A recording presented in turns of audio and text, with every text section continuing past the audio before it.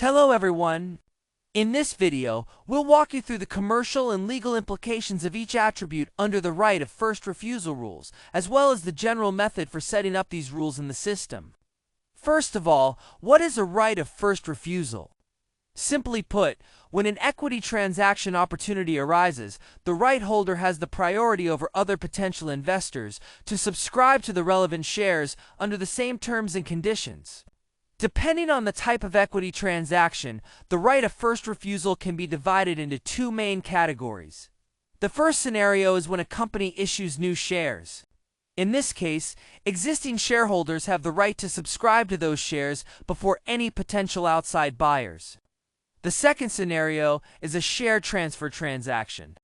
When a shareholder intends to transfer its shares to a third party, the first refusal right holder may acquire those shares under the same conditions in priority to potential buyers.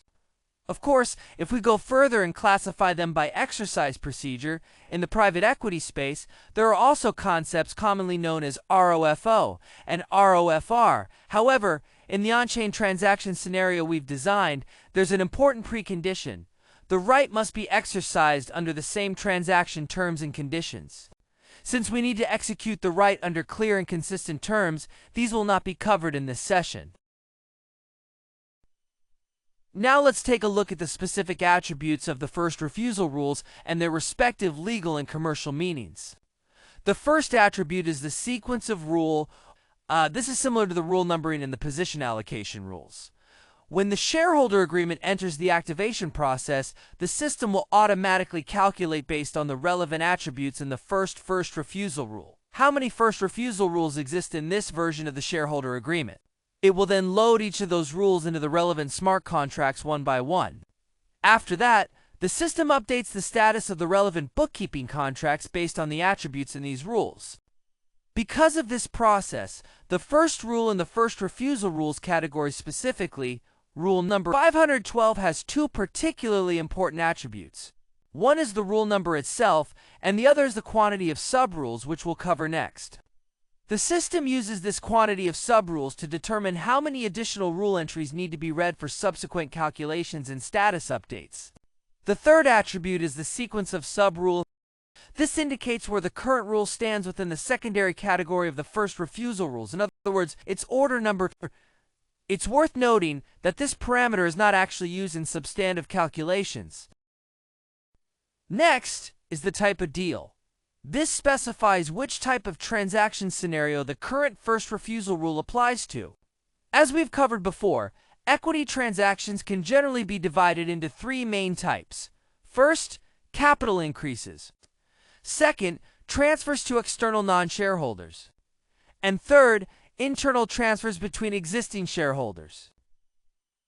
By combining these three basic types, we can form another for hybrid transaction categories, making a total of 7 distinct equity transaction types. Therefore, this parameter can be set to any one of these 7 categories. Common use cases include claiming first refusal rights for capital increase transactions or for external transfer transactions.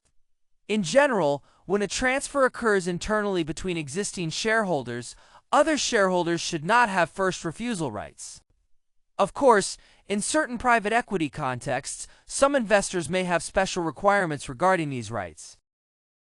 The next parameter is members equal. This indicates whether all shareholders enjoy equal first refusal rights, meaning no differentiated treatment. In a typical corporate scenario, you would select true, meaning all shareholders enjoy equal rights. However, in private equity, the situation may differ. Some special investors may request specific terms, for example, that only they have the right, or that their right outranks others, or that they have the right when someone else transfers shares, but others don't have the right when they transfer. Such differentiated requests can and do occur in practice. In the ComBoox system, we fully support customized first refusal rights for all the scenarios mentioned above.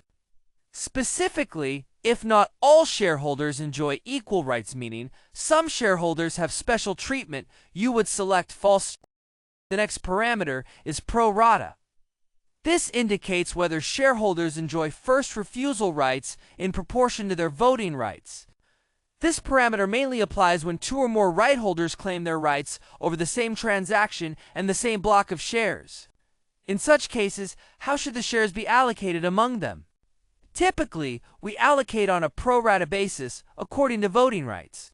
These voting rights are generally calculated based on the relevant right holder's voting power at the time of exercise. In most cases, we select true, accepting this pro rata allocation arrangement. The next parameter is based on part. Earlier we mentioned voting rights, but this raises another question. Should first refusal rights be allocated based on paid-in capital or subscribed capital? In practice, it's almost always based on paid-in capital. In other words, if a shareholder hasn't fully paid up their existing shares, meaning they have subscribed but not yet contributed, they should not be allowed to exercise first refusal rights over new share transfers. This logic is commercially and reasonably sound.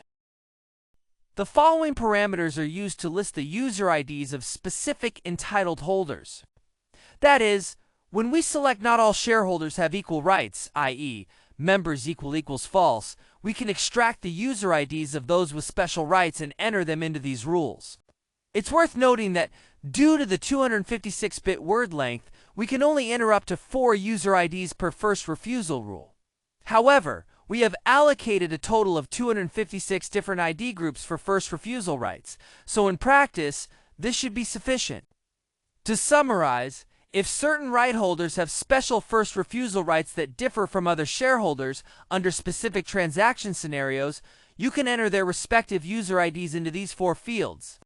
That concludes the overview of the commercial and legal implications of each attribute in the first refusal rules.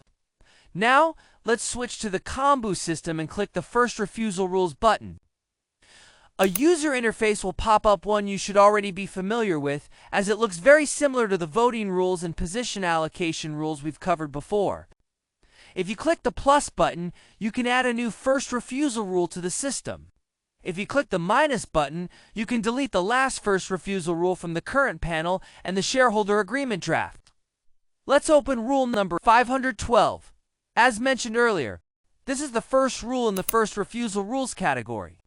Once opened, the first attribute is type of deal, or transaction type. The system lists all 7 transaction scenarios formed by different combinations.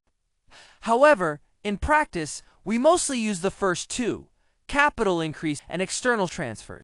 The second parameter is members equal, whether all shareholders enjoy equal first refusal rights. Typically, we select true, meaning all shareholders have the same rights without differentiation.